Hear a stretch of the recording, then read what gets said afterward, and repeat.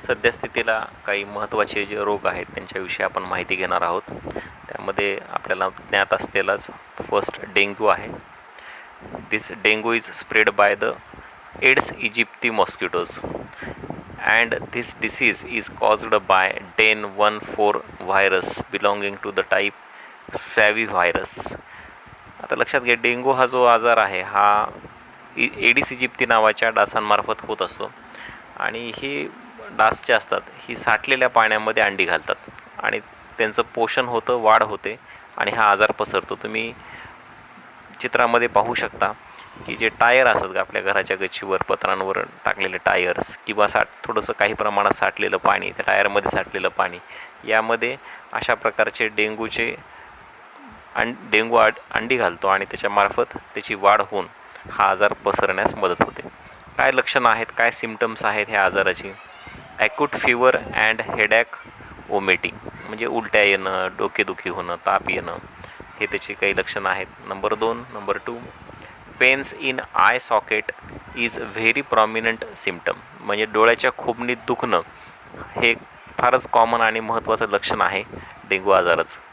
Number 3 decrease in platelet count that may lead to internal haemorrhage, म्हणजे रक्तातील platelets कमी होणं. रक्तात प्लेटलेट जर कमी झाले तर आपल्याला माहिती आहे आपल्याला अशक्तपणा येतो आणि त्यामुळं शरीराअंतर्गत रक्तस्राव देखील होण्याची शक्यता असते आणि हे पण एक महत्त्वाचं लक्षण आहे डेंग्यू आजाराचं. Next is swine flu. Infection for swine flu occurs through pigs and humans, म्हणजे स्वाईन फ्लू हा जो आजार आहे हा संसर्गजन्य रोग आहे आणि हा डुक्कर ह्या प्राण्यामार्फत, त्याचप्रमाणे माणसाद्वारे हा पसरू शकतो. Number 2 viruses of swine flu are spread through secretions of nose, throat and saliva, म्हणजे या आजाराचे विषाणू पसरण्याचं जे माध्यम आहे ते आहे स्त्राव, जो की आपल्या त्या पेशंटच्या घशामधून किंवा थुंकीमधून किंवा नाकातून बाहेर पडतो आणि इतर व्यक्ती जर त्यांच्या संपर्कात आला तर त्याचं इन्फेक्शन होऊ शकतं आणि हा आजार होऊ शकतो. काय लक्षणं आहेत स्वाईन फ्लूची? डिफिकल्टी इन ब्रिदिंग, श्वास घेण्यामध्ये त्रास होणे, अडथळा निर्माण होणे. सोर थ्रोट, बॉडी पेन्स, म्हणजे घसा खवखवणे आणि शरीर दुखणे. अशा प्रकारचा जर आजार झाला तर याच्यासाठी म्हणजे निदानासाठी, तपासणीसाठी काही केंद्र, जसं की पुण्याला असलेलं national institute of virology NIV हे पुण्याला एक सेंटर आहे. त्याचप्रमाणे राष्ट्रीय संचारी रोग संस्था national institute of communicable diseases NICD Delhi, या 2 ठिकाणी प्रयोगशाळेमध्ये जेव्हा हे नमुने पाठवले जातात त्यावेळेस त्यांची तपासणी केली जाते आणि मग त्यातून रोगाचं निदान होतं. आणि हा आजार होण्यामागचं जे कारण आहे, व्हायरस आहे, तो व्हायरस आहे H1N1. H1N1 नावाच्या व्हायरसमुळं हा आजार होऊ शकतो. स्वाईन फ्लूची लक्षणं सध्या सर्वत्र पसरलेला आजार कोरोना याच्याशी मिळतीजुळती आहेत, जसं की श्वसनाला अडथळा निर्माण होणे, घसा खवखवणे, हे सिमिलर सिम्पटम्स आहेत स्वाईन फ्लू आणि कोरोनामध्ये. आणि इथंसुद्धा म्हणजे स्वाईन फ्लूमध्ये जसं नाकातून किंवा घशातून स्त्राव किंवा थुंकीतून हा आजार पसरू शकतो, त्याचप्रमाणे कोरोना हा देखील आजार नाकातील व घशातील स्त्राव व थुंकीतून पसरू शकतो. Next is AIDS. AIDS means acquired immunodeficiency syndrome. This disease is caused by HIV. HIVचा लॉंग फॉर्म आहे human immunodeficiency virus. In this disease victim suffers from various diseases due to progressive weakening of natural immunity. Diagnosis of AIDS cannot be confirmed without test in medical laboratories. ELISA test is used for its proper diagnosis. Symptoms of AIDS are person specific. म्हणजे बघा, हा AIDS जो आजार आहे, एड्सचा long form आहे acquired immunodeficiency syndrome. HIV नावाच्या व्हायरसमुळं हा होतो ह्युमन इम्युनोडेफिशियन्सी व्हायरस. इम्युनो ह्या शब्दाचा अर्थ होतो प्रतिकारशक्ती. आपली प्रतिकारशक्ती कमी करण्याचं काम ज्या व्यक्तीला एड्स होतो त्याची प्रतिकारशक्ती कमी करण्याचं काम हा व्हायरस करत असतो. आणि एच आय व्ही जो आहे आजार, या आजारामध्ये रोगप्रतिकारशक्ती हळूहळू दुर्बल होते, कमी कमी होत जाते आणि त्यामुळं त्या पेशंटला, त्या व्यक्तीला विविध रोगांची लागण होते. आणि अशा पद्धतीचा आजार झाला आहे की नाही याचं निदान जर करायचं असेल तर त्यासाठी एक टेस्ट आहे लॅबोरेटरीमध्ये केली जाणारी. त्या टेस्टचं नाव आहे इलिसा. आता एच आय व्हीचं जर आपण हिस्ट्री पाहिली, इतिहास पाहिला, तर हा विषाणू पहिल्यांदा आफ्रिकेमध्ये एका विशिष्ट प्रकारच्या माकडांच्या प्रजातीमध्ये सापडला होता आणि त्यानंतर तो आजार माणसांमध्ये पसरत गेला. एच आय व्ही बाधित व्यक्तीला जर आपण स्पर्श केला, एखाद्या व्यक्तीला एच आय व्ही आहे आणि त्याला जर आपण स्पर्श केला किंवा त्याच्यासोबत जेवण केलं किंवा त्या व्यक्तीची सेवा केली तर यामुळं तो आजार पसरत नाही. त्याचप्रमाणे अशा एच आय व्ही बाधित व्यक्तीसोबत सर्वसामान्य व्यवहार आपण केला पाहिजे. हा आजार पसरण्याचं फक्त एकमेव कारण असं आहे की एखाद्या एच आय व्ही बाधित व्यक्तीसोबत जर लैंगिक संबंधाला, असुरक्षित लैंगिक संबंध झाला तर मात्र हा आजार पर्सन टू पर्सन पसरू शकतो. अद्याप तरी ह्या आजारावर विशिष्ट अशी व्हॅक्सिन किंवा औषध नाही आहे. फक्त त्या पेशंटला, त्या व्यक्तीला त्याची इम्युनो पॉवर वाढवून, त्याची प्रतिकारशक्ती वाढवून त्याला इतर रोगांना, सर्वसाधारण रोगांची जी लागण होऊ शकते त्यांना विरोध करण्यासाठी सक्षम करण्याचा प्रयत्न केला जातो. Next is the rabies. This disease can cause by infection through animals. This is a viral disease. It occurs due to the bite of the infected dog, rabbit, monkey, cat. म्हणजे हा जो आजार आहे हा प्राण्यांमार्फत होऊ शकतो आणि ज्या प्राण्यांना आजार झालेला आहे, म्हणजे हा संसर्ग झालेला आहे रेबीजचा, ते जसं की कुत्रा असेल, ससा असेल, माकड, मांजर, हे जर मानवाला चावले तर त्या व्यक्तीला हा आजार होऊ शकतो. आणि दिस disease shows the hydrophobia. Hydrophobia is one of the important symptom shown in this disease. Hydrophobia म्हणजे काय? तर हायड्रोफोबिया मीन्स ज्या व्यक्तीला हा आजार झालेला आहे, रेबीज आजार झालेला आहे, ती व्यक्ती पाण्याला घाबरते. आणि काय लक्षणं आहेत ह्या आजारामध्ये? तर बघा, रेबीजमध्ये फीवर फॉर 2 to 12 weeks, साधारणतः 2 ते 12 आठवडे ताप येणं, एक्सॲग्रिगेशन इन बिहेवियर, अतिशयोक्ती, कुठल्याही वागण्यामध्ये अतिशयोक्ती करणं, ओव्हर रिॲक्ट करणं, आणि हायड्रोफोबिया म्हणजे पाण्याची भीती वाटणं. हे 3 महत्त्वाची लक्षणं रेबीजची आहेत. ज्या व्यक्तीला, समजा फॉर एक्झाम्पल आपण असं गृहीत धरलं की एखाद्या व्यक्तीला कुत्रा चावला, तर कुत्रा चावल्यानंतर या आजाराची लक्षणं साधारणतः 90 ते 175 दिवसात दिसायला लागतात. आणि हा जो आजार आहे हा प्राणघातक आजार आहे. त्यामुळं लस घेणं, म्हणजे हा रोग होण्यापूर्वीच लस घेणं हे एक महत्त्वाचा उपाय या आजारावर आहे असं आपल्याला म्हणता येईल. Next is non infectious diseases. Diseases which do not occur through infections or the body contact is called as a non infectious diseases. म्हणजे असे आजार जी कोणाच्याही संसर्गामुळं किंवा मग स्पर्शामुळं होत नाहीत, त्यांना असंसर्गजन्य रोग असे म्हणतात. यामध्ये पहिल्या आजाराबद्दल आपण माहिती घेणार आहोत, तो आहे कर्करोग, cancer. Uncontrolled and abnormal cell growth is called as cancer. Cancer can occur in various organs like lungs, mouth, tongue, stomach, breast, uterus, skin and tissue like blood. म्हणजे हा जो आजार आहे, हा आजार म्हणजे काय? तर पेशीची अनियंत्रित व अपसामान्य वाढ म्हणजेच कर्करोग. आणि हा आजार कुठं होऊ शकतो? कोणत्या ऑर्गनला होऊ शकतो? तर फुफ्फुसांना, तोंड, जीभ असेल, जठर, स्तन, गर्भाशय, त्वचा अशा अवयवांमध्ये किंवा मग रक्त किंवा कुठल्याही अन्य ऊतीमध्ये हा आजार, शरीराच्या कोणत्याही अन्य ऊतीमध्ये हा आजार होऊ शकतो. काय कारण आहे त्याच्यामागची, कशामुळे हा आजार होऊ शकतो? तर याच्यामध्ये बघा, consumption of tobacco, gutkha, smoking, alcoholism, lack of fibre content in food, excessive consumption of junk food are some of the many possible reasons. Hereditary may also be a reason. म्हणजे काय? ते तंबाखू, गुटखा, सिगरेट, मद्यपान, दारू पिणे या गोष्टी महत्त्वाच्या आहेत, कारणीभूत आहेत ह्या आजारासाठी.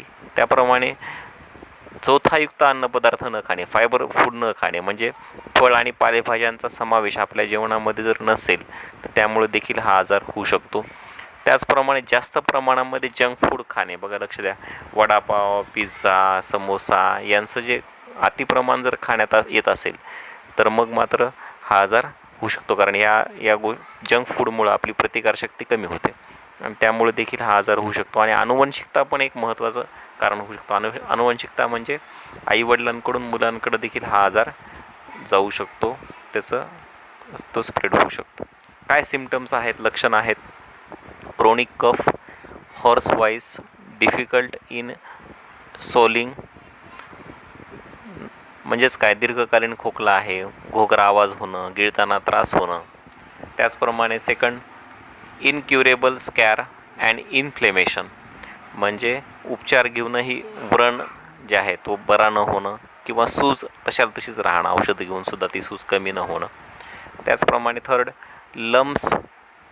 लम्प्स इन ब्रेस्ट, म्हणजे स्तनांमध्ये गाठी निर्माण होणं, हे पण एक त्याचं लक्षण आहे, सिम्पटम आहे. आणि अनएक्सप्लेन्ड वेट लॉस, म्हणजे अकारण, त्याचं काय कारण माहीत नाही, पण अचानकच वजन घटणं, कमी होणं, कमी कालावधीमध्ये वजन जास्त घटणं, हे देखील ह्या कॅन्सर आजाराचं एक लक्षण आहे.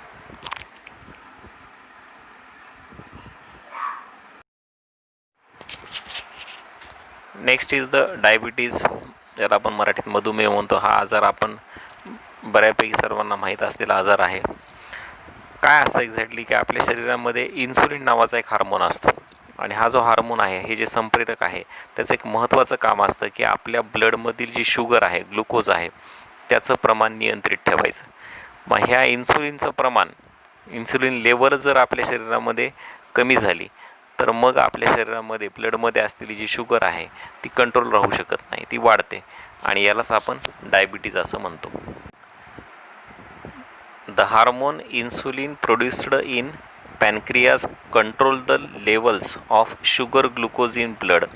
If insulin is secreted in low quantity, glucose level cannot be controlled.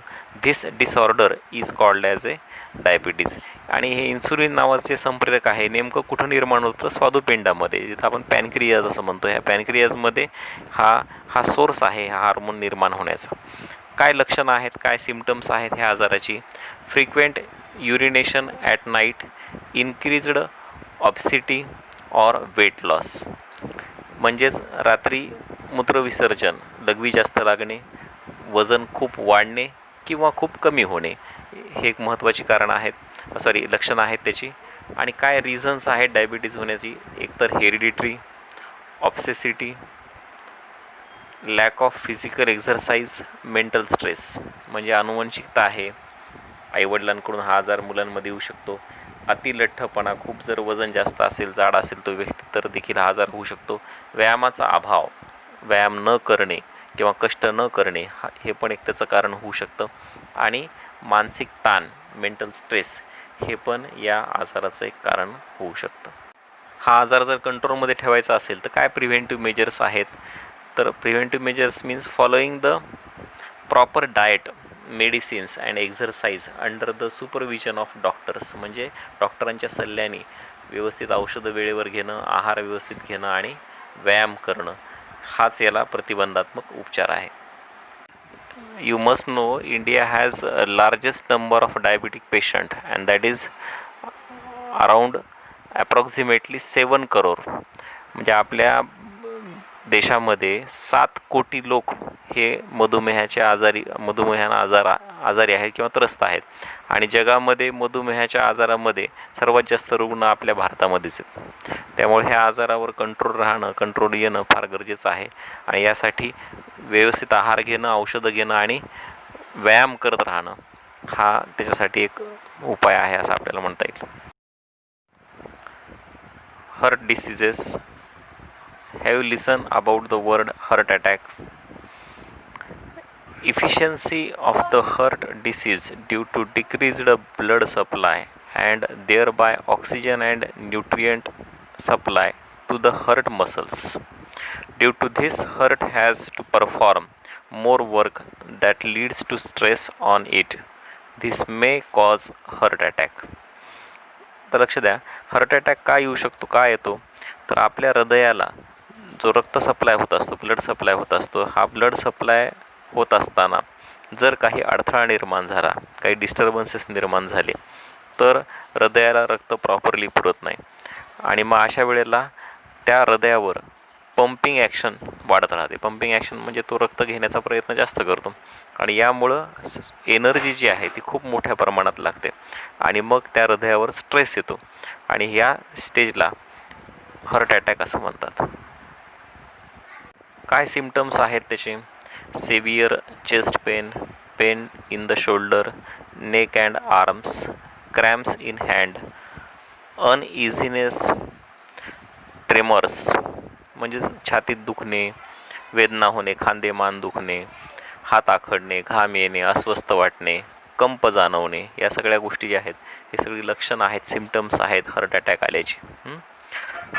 Next, reasons काय कारणं आहेत त्याच्यामागची?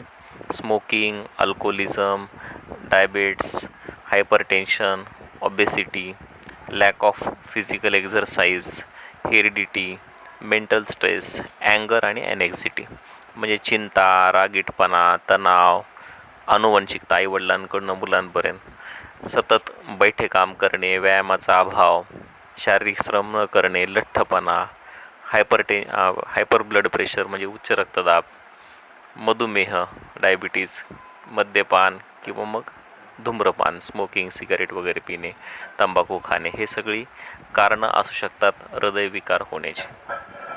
Then what is first aid on the heart disease? First call 108 for ambulance. Check the consciousness of patient by shaking the shoulders. Keep the patient lying on the back in horizontal position on hard surface and perform compressions only, life support, that we call it as a COLS. In this press the center of thorax for at least 30 minutes at the rate of 100 to 120 stroke per minute. यामध्ये काय केलं जातं? पहिल्यांदा जर असा कोणाला लक्षण दिसत असतील की त्याला छातीत वेदना होत आहेत किंवा मग मान दुखते, हात आखडत आहेत, घाम येतो आहे, अशा वेळेला पहिल्यांदा 108 ह्या टोल फ्री नंबरवर फोन केला पाहिजे ॲम्ब्युलन्ससाठी. त्यानंतरची दुसरी स्टेज काय असली पाहिजे, दुसरी स्टेप काय असली पाहिजे, तर तो जो पेशंट आहे त्या पेशंटला हार्ड सरफेसवर म्हणजे कुठंतरी गादीवर वगैरे न झोपवता जमिनीवर झोपवलं पाहिजे आणि त्यानंतर त्यांचे खांदे हलवून त्याचे कॉन्शियसनेस म्हणजे त्याची तो शुद्धीवर आहे का नाही हे चेक केलं पाहिजे आणि त्याच्या छातीवर मध्यभागी दाब दिला पाहिजे आणि हा दाब देत असताना एका मिनिटाला 100 ते 120 दाब या गतीने किमान 30 वेळा हा छातीवर दाब मध्यभागी दिला पाहिजे, जेणेकरून त्याचे हार्टबीट्स नॉर्मल होतील. हार्ट डिसीज झालेल्या व्यक्तींवर वेगवेगळे उपचार केले जातात, ऑपरेशन्स देखील होऊ शकतात, जसं की ऑन्जिओप्लास्टी आहे, bypass surgery, open heart surgery, pacemaker बसविणे, स्टेट्स टाकणे, हृदय प्रत्यारोपण. तर ही विविध उपचार पद्धती आहेत हृदयविकार जर असेल एखाद्या व्यक्तीला तर त्यासाठी. Misuse of medicines. Sometimes some people take the medicines without prescriptions of doctors. Overdose of medicines may affect our body. Example, overdose of painkillers can damage the nervous system, excretory system, liver. Overdose of antibiotics may lead to nausea, stomach ache, dysentery, rash, white patches on tongue, etc. म्हणजे काय तर आपण औषधं ही डॉक्टरांच्या सल्ल्यानेच घेतली पाहिजेत, पण डॉक्टरांच्या सल्ल्याशिवाय जर आपण औषधं घेतली तर त्याचे वाईट परिणाम, त्यांचे वाईट इफेक्ट्स आपल्या शरीरावर होऊ शकतात. जसं की जास्त प्रमाणामध्ये जर पेन किलर्स घेणं, तर आपल्या समजा डोकं दुखतं आहे किंवा अंग दुखतं आहे तर बऱ्याच वेळेला मेडिकलवर जाऊन आपण पेन किलर घेत असतो. मग ह्या पेन किलर जर जास्त प्रमाणात घेण्यात आल्या तर त्यामुळं आपली जी चेतासंस्था आहे, जी नर्व्हस सिस्टीम आहे, त्यावर खूप मोठ्या प्रमाणात इफेक्ट होऊ शकतो. उत्सर्जन संस्था आपल्या शरीरामध्ये जी कार्य करते, आपल्या शरीरातला टाकाऊ पदार्थ शरीराच्या बाहेर टाकण्याचं काम करत असते, त्यावर परिणाम होतो. लिव्हरवर परिणाम होऊ शकतो. त्याचप्रमाणे जे अँटीबायोटिक्स आहेत प्रतिजैविके, यांचा देखील अतिवापर जर झाला तर मळमळ होणं, पोटदुखी, जुलाब लागणे, अंगावर पुरळ येणे, जिभेवर चट्टे पडणे, अशा पद्धतीची लक्षणं दिसू शकतात. त्यामुळं डॉक्टरांच्या सल्ल्याशिवाय कुठलंही औषध घेऊ नये. Generic medicines. तुम्ही आपल्या सिटीमध्ये, आपल्या गावामध्ये हिरव्या फर्निचर असणारं, हिरवी पाटी असणारे काही मेडिकल्स पाहिले असतील आता नवीन सुरू झालेले, तर ते जेनेरिक मेडिसिन्स आहेत. काय आहेत exactly generic medicines? Generic medicines are also known as general medicines. These are manufactured and distributed without any patent. These medicines are at per in quantity with branded medicines. Production cost of these medicines is very low due to fewer expenses on research as their formula is readily available. बघा, आता ही जी generic औषधं आहेत त्यांची किंमत जर आपण compare केली branded औषधांसोबत तर खूप म्हणजे खूप कमी आहे. म्हणजे ती अर्ध्यापेक्षाही कमी किंमत आहे. आणि त्याचं काय कारण आहे की ही जी ब्रँडेड औषधं असतात त्यासाठी पेटंट बनवला जातो, म्हणजे एक फॉर्म्युला तयार केला जातो. आणि हा फॉर्म्युला बनवण्यासाठी सायंटिस्टला, वैज्ञानिकांना किंवा त्या संशोधनाच्या क्रियेवर, प्रोसेसवर खूप मोठा खर्च होत असतो. पण जेनेरिक औषधं जेव्हा तयार केली जातात तेव्हा हा फॉर्म्युल्याचा खर्च, पेटंट बनवण्याचा खर्च नसतो, कारण तो आधीच तयार असतो आणि त्या फॉर्म्युल्यावर आधारित ही औषधं बनवली जातात. त्यामुळं मुळात त्या औषधं बनवत असतानाचा खर्च कमी होतो. कंटेंट मात्र दोन्ही औषधांचं सारखंच आहे, ब्रँडेड असले काय जेनेरिक असले काय, कंटेंट हे सारखंच असतं. म्हणजे इफेक्ट जो आहे आपल्या बॉडीवर, शरीरावर, तो सारखाच होतो. त्यामुळं जेनेरिक मेडिसिन्स हे वापरायला सोयीस्कर आहेत आणि स्वस्त पण आहेत. आता अशा पद्धतीची जेनेरिक मेडिसिन्स जर आपण पाहिली तर अमेरिकेमध्ये साधारणतः 80% या मेडिसिनचा वापर केला जातो, ज्यामुळं ब्रँडेड औषधांवरचा खर्च त्यांनी वाचवण्याचा प्रयत्न केलेला आहे. पण भारतामध्ये हे जेनेरिक मेडिसिन्स तयार होत असूनसुद्धा खर्च मात्र आपण ब्रँडेड मेडिसिन्सवरच करतो. जेनेरिक औषधं, जेनेरिक मेडिसिन्स आपल्याला आपल्या मोबाईलवर ॲप घेऊन देखील मागवता येतात. त्या ॲपचं नाव आहे हेल्थ कार्ट आणि जनसमाधान. या ॲपच्या साहाय्यानं आपल्याला सहजपणे जेनेरिक मेडिसिन्स मिळवता येऊ शकतात. Lifestyle and diseases. Our lifestyle may affect our health. Lifestyle includes the daily routine and the type of food. Nowadays, habits like staying in bed till late morning and going to bed late in night, frequent changes in meal timing, lack of physical exercise, consumption of junk food, etc. have been increased. Due to this, such people are getting sick frequently. People should follow a right lifestyle. It must include sufficient sleep, right bed food, yogasanas, pranayam, and physical exercise. Physical exercise should be as per one's own capacity. Pranayam and yogasana should be performed under the expert supervision. बघा, आपली जीवनशैली म्हणजे काय? आपला आहार विहार किंवा आपली दिनचर्या, आपण आहार कसा घेतो आणि कधी घेतो, या सगळ्या गोष्टी म्हणजे आपली जीवनशैली. आजकाल उशिरा उठणं, उशिरा झोपणं, आहाराच्या वेळा बदलणं, व्यायाम न करणं, बसून राहणं, आराम जास्त करणं, झोप जास्त घेणं, जंक फूड खाणं, जंक फूड ज्यामध्ये की वडापाव, समोसे, बर्गर, पिझ्झा यांचा समावेश होतो, यांचं प्रमाण खूप मोठ्या प्रमाणात वाढलेलं आहे आणि त्यामुळं आजारांचं देखील प्रमाण अशा व्यक्तींमध्ये वाढलेले. आता जीवनशैली अंगीकारणं अत्यंत आवश्यक आहे आणि यामध्ये कशाचा समावेश होतो? तर योग्य वेळी झोप घेणं, रात्री लवकर झोपणे, सकाळी लवकर उठणे, योग्य आहार घेणं ज्यामध्ये सर्व विटॅमिन्स, हिरव्या पालेभाज्या असल्या पाहिजेत, भाकर पोळीचा समावेश असला पाहिजे, अशा पद्धतीचा योग्य आहार घेणं, योगासनं आणि प्राणायाम करणं सकाळच्या वेळेमध्ये, आणि प्राणायाम करत असताना किंवा योगासनं करत असताना मार्गदर्शन घेणं गरजेचं आहे की कशा पद्धतीनं ती योगासनं करायची. Vaccination is important to prevent the infectious disease. लसीकरण काय? तर लसीकरण हा प्रतिबंधात्मक उपाय आहे. कुठलाही आजार जर होऊ द्यायचा ना, एखादा आजार होऊ द्यायचा नसेल तर त्यासाठी प्रतिबंध म्हणून लसीकरण करून घेणे गरजेचे आहे. त्याचं एक कॉमन एक्झाम्पल म्हणजे पोलिओ डोस. म्हणजे पोलिओ हा आजार होऊ नये यासाठी आपण लहान मुलांना, 5 वर्षापर्यंतच्या मुलांना पोलिओ डोस देतो आणि त्यामुळं या आजारावर प्रतिबंध होतो. We must know some health awareness days. 7 April world health day, 7 April जागतिक आरोग्य दिन. 14 June world blood donation day, 14 जून जागतिक रक्तदान दिन. 29 September world heart day, 29 September जागतिक हृदय दिन. आणि 14 November world diabetes day, 14 November जागतिक मधुमेह दिन. आता 14 जून हा जागतिक रक्तदान दिन आहे. तर रक्तदान जे आहे, एखादा निरोगी व्यक्ती एका वर्षामध्ये 4 वेळा रक्तदान करू शकतो, ज्यामुळं जे गरजू व्यक्ती आहेत, जे गरजू पेशंट आहेत, त्यांचे प्राण वाचू शकतात. त्याचप्रमाणे अवयव आणि नेत्रदान देखील करता येते. आपल्या मृत्यूनंतर आपण अवयव किंवा नेत्रदान देखील करू शकतो, ज्यामुळे एखाद्या व्यक्तीला दृष्टी मिळू शकते. हे सामाजिक कार्य आहे. धन्यवाद.